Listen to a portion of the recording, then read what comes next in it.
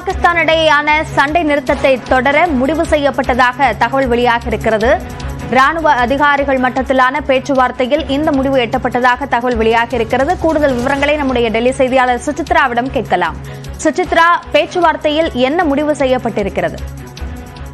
அப்படியே இந்தியா மற்றும் பாகிஸ்தானுடைய ராணுவ நடவடிக்கைகளுக்கான அதிகாரிகள் மட்டத்திலான பேச்சுவார்த்தை சுமார் சற்று நேரத்திற்கு முன்னதாக முடிவடைந்த நிலையில் அந்த பேச்சுவார்த்தையில் எல்லையில் சண்டை நிறுத்தத்தை தொடர்வதற்கான ஒரு உடன்படிக்கை என்பது ஏற்பட்டுள்ளதாக தகவல்களானது வெளியாக இருக்கின்றன.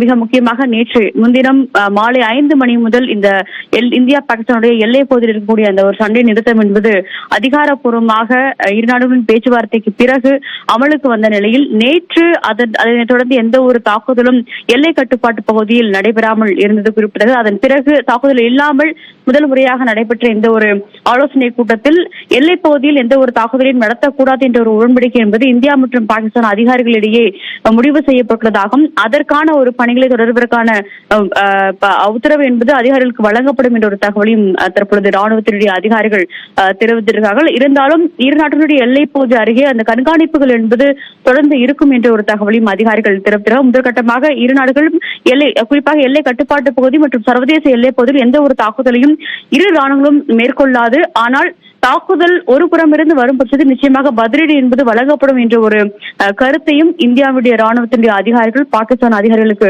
கூறியுள்ளதாக முதற்கட்ட தகவல் என்பது தற்பொழுது வெளியாகியுள்ளது. அபிநயா, அதிகாரிகள் மட்டத்திலான பேச்சுவார்த்தையில் சண்டை நிறுத்தத்தை தொடரலாம் என்று முடிவு செய்யப்பட்டிருப்பதாக தகவல் வெளியாகியிருக்கிறது. சார்ந்த கூடுதல் விவரங்களுக்கு நன்றி சுசித்ரா.